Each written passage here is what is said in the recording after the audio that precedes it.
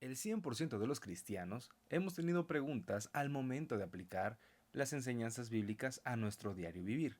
Y claro, tenemos, gracias a Dios, 27 libros en el Nuevo Testamento que nos enseñan la aplicación correcta del Evangelio en nuestra vida. Pero ¿qué pasaría si perdiéramos todas las cartas del Nuevo Testamento y solamente nos quedara la carta de Romanos? Bueno, aún tendríamos el corazón del Evangelio. De hecho, personajes históricos como Agustín, Juan Calvino, Lutero, todos ellos fueron transformados profundamente por la palabra de Dios, específicamente en Romanos. De hecho, Martín Lutero la llamó la parte más importante del Nuevo Testamento y el Evangelio más puro. Y pues realmente no exageraba, porque Romanos no nada más es una carta que encontramos en la Biblia, sino que es un llamado a comprender cómo Dios salva y cómo Dios transforma al pecador. El día de hoy, en Logos Devocionales, tendremos esta transición de estudio, ya que comenzaremos a estudiar Romanos, y para esto necesitamos conocer a profundidad la carta a los romanos. Y bueno, ¿quién fue el autor de la carta a los romanos? Tal como lo vemos en el primer capítulo de este libro, fue el apóstol Pablo. Sí, el mismo apóstol Pablo, que antes fue el perseguidor de la iglesia, ahora escribe una de las cartas más importantes que encontramos en el Nuevo Testamento. Ahora, no que las demás sean menos importantes, sino que esta carta junta todo lo que encontramos en los demás evangelios, todo lo que encontramos en las demás cartas. Y eso es algo muy importante. Aquí está todo junto. En las demás cartas encontramos eh, partes importantes, claro, todo es importante de lo que hay en la Biblia. Sin embargo, aquí lo encontramos junto. Ahora, si nos vamos al contexto histórico, la fecha entre que se escribió esta carta fue entre el 56 y el 58 después de Cristo. El apóstol Pablo se encontraba en Corinto, estaba previo a su viaje a Jerusalén. Ahora, ¿para quién fue destinada esta carta? Bueno, para los cristianos en Roma, una iglesia a la que Pablo no conocía. Él no había establecido la iglesia en Roma, el apóstol Pablo no conocía a los hermanos en Roma. De hecho, se cree que la iglesia a la que Pablo está escribiendo ahorita, que se ubica en Roma, surgió a raíz del día del Pentecostés, lo que podemos ver en el libro de los Hechos, cuando las personas empezaron a recibir al Espíritu Santo y empezaron a hablar en otros idiomas. Recordemos que las lenguas que nos habla Hechos son idiomas. Bueno, de ahí salieron las personas que llevaron el Evangelio y llegó hasta Roma. Ahora, el día de hoy vamos a tener este estudio para entender por qué el apóstol Pablo dijo lo que dijo en la carta a los romanos. Y es que el contexto, para empezar, político en Roma era algo sorprendente porque eh, Roma era el centro de negocios, el centro del poder en el mundo antiguo. Ahora, el poder absoluto lo tenía el César, el emperador de ese lugar. Y tristemente los cristianos vivían bajo, vamos a ponerlo así, bajo sospecha porque ellos no adoraban al emperador. Y el culto ahí que había, además de a otros dioses, estaba muy fuerte el culto hacia el emperador, hacia el César. Ahora, como un contexto, vamos a ponerlo así, social. ¿Quiénes eran los que vivían en Roma? Bueno, en Roma vivían judíos y gentiles. Sin embargo, había muchas tensiones entre los judíos y los gentiles por cómo debían adorar a Dios. Ahora, entiéndase por gentiles no las personas que eran agradables, sino las personas que no eran judías. Ahora, históricamente había también tensiones entre los judíos y los gentiles porque los judíos específicamente, habían sido expulsados de Roma por Claudio en el año 49 después de Cristo, y cuando por fin pudieron regresar a su ciudad, se encontraron con una adoración a Dios pero con fuertes influencias gentiles. Entonces fue un choque cultural muy fuerte y es precisamente el choque cultural al que el apóstol Pablo está escribiendo. ¿Por qué? Porque los judíos tenían una manera de adorar al Señor con base en la ley de Moisés y los gentiles tenían una forma de adorar a Dios con base en su experiencia adorando a otros dioses.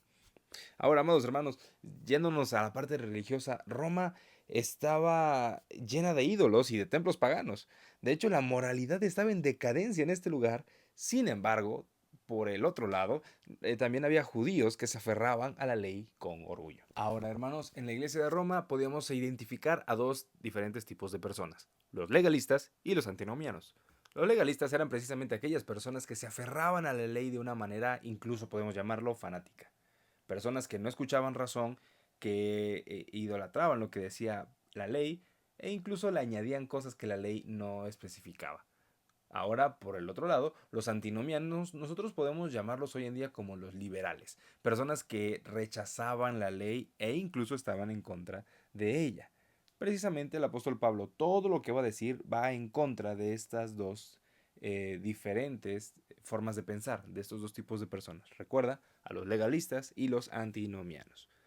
Ahora, amados hermanos, yendo con esta parte de la mano, el apóstol Pablo escribe a Roma por 3 puntos. Podemos resumirlo en 3 puntos. El primero, exponer el Evangelio con claridad. ¿Por qué? Porque los judíos tenían una manera de entender el Evangelio y los gentiles tenían una manera distinta de entender el Evangelio. Para que las cosas no dependieran de la perspectiva, el apóstol Pablo lo expone de la manera correcta. El apóstol Pablo mostró la justicia de Dios revelada en Cristo. Recordemos, los judíos tenían una parte nada más de la revelación, tenían todavía muchas cosas ocultas, y el Señor Jesucristo vino a esclarecer todo. Ahora, con esto precisamente llegamos al segundo propósito por el cual el apóstol Pablo escribió esta carta a los romanos, y es que al dar esa claridad de lo que era el Evangelio en el Señor Jesucristo, iba a poder unir a los gentiles y a los judíos bajo una misma fe, y no la fe del apóstol Pablo, la fe basada en el Señor Jesucristo. Y es que, amados hermanos, aquí también vemos que las perspectivas siempre han sido parte de la historia de la humanidad. Interpretar todo a mi conveniencia o conforme a mis tradiciones, a como a mí me han enseñado, es parte de la historia. Y es ahí en donde el apóstol Pablo entró en acción. ¿Por qué? Porque les enseñó que la salvación no es del que quiere ni del que corre, sino del que el Señor tiene misericordia. Claro, él lo hace con otras palabras, con otro tipo de enseñanzas, pero eso es lo que les enseña a todos. Y finalmente, el propósito de esta carta también fue, podemos llamarlo de esta forma, preparar un terreno para su viaje a Roma y España como parte de sus viajes misioneros, que como sabemos, bueno, sucedió de una forma distinta a como él lo había planeado. Ahora, los temas centrales que vamos a encontrar en esta carta, en esta bella epístola, podemos resumirlo en 5. Claro, vamos a encontrar una variedad más grande, pero podemos estratificarlo en 5. El primero podemos llamarlo la universalidad del pecado, que quiere decir que todos han pecado, que tanto judíos y gentiles han pecado. Ahora, de una forma más contemporánea, hay un dilema al cual las personas han enfocado mucho en intentar resolver, y es la pregunta de ¿el hombre nace siendo malo o es el mundo el que lo corrompe? ¿Tú qué opinas, hermano? ¿Nacemos siendo malos o nacemos siendo buenos si es el mundo, la naturaleza, la sociedad quien nos corrompe con el paso de los años? Bueno, si quieres un spoiler muy grande, es que todos nacemos ya con el pecado, todos nacemos malos. No lo digo yo, lo dice la Biblia. Ahora, el segundo punto o el segundo tema central que podemos encontrar en esta carta es la justificación por medio de la fe. Y es que el pecador es declarado justo únicamente por la fe en Jesucristo. No es declarado justo por sus obras, no es declarado justo por su esfuerzo, sino que somos declarados justos únicamente por Jesucristo. ¿Y cómo es eso? Bueno, no te pierdas los estudios de Romanos para que entendamos y veamos a profundidad y a detalle cómo es que esto es posible. Ahora, el tercer tema que encontramos aquí es que el creyente ya no vive bajo la condenación, ya no vive bajo la esclavitud del pecado, sino que ahora al ser creyentes, al ser hijos de Dios, tenemos una nueva vida y una vida que es guiada por el Espíritu Santo. Como cuarto tema central en esta epístola vamos a poder encontrar lo que llamamos como la soberanía de Dios, pero específicamente en la salvación. El Señor salva a quien Él quiere. Lo que le dijo el Señor al apóstol Pablo, que les enseñó a los romanos, también tomó parte de lo que el mismo Señor nos enseña en Génesis. Y es que el Señor endureció el corazón de Faraón para que no liberara al pueblo. Y ahí mismo es donde el Señor dice, tendré misericordia del que yo quiera tener misericordia. En otras palabras, amados hermanos, Dios elige y cumple su propósito eterno. El Señor puede escoger a alguien para endurecer su corazón, puede hacerlo.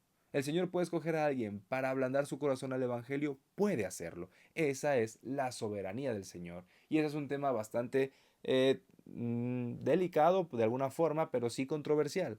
Así que no te pierdas estos temas porque serán muy importantes, serán muy interesantes y pues, amados hermanos, saldrán dudas y será un honor para nosotros poderlas contestar con base en la Biblia. Finalmente, uno de los temas centrales que encontraremos en Romanos es la vida cristiana práctica. Y es que el Evangelio debe transformar, o mejor dicho, como resultado, transforma todas las áreas de nuestra vida.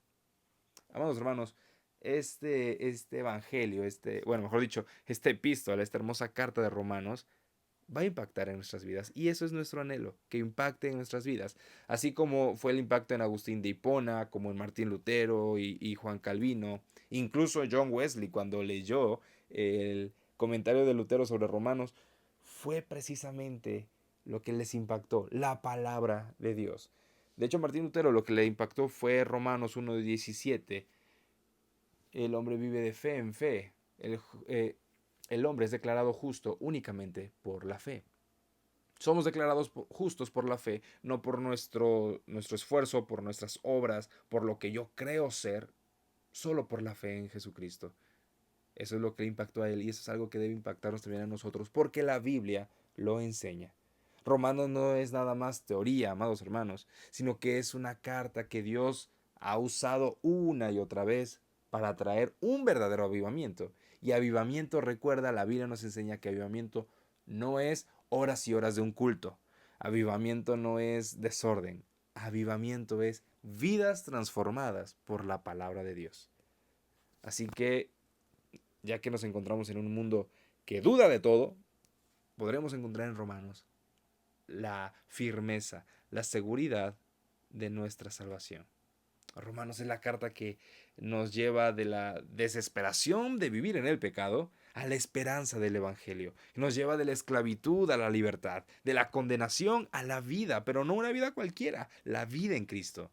El estudiar esta carta nos va a llevar a conocer profundamente al Dios que nos ha salvado. Así que, amados hermanos, acompáñennos en esta hermosa serie de Romanos. Transformó a Agustín, transformó a Lutero, transformó a Wesley y también, con la ayuda de Dios, transformará nuestra vida. Que Dios te bendiga y Dios bendiga nuestra hermosa travesía por su carta de Romanos. Nos vemos pronto.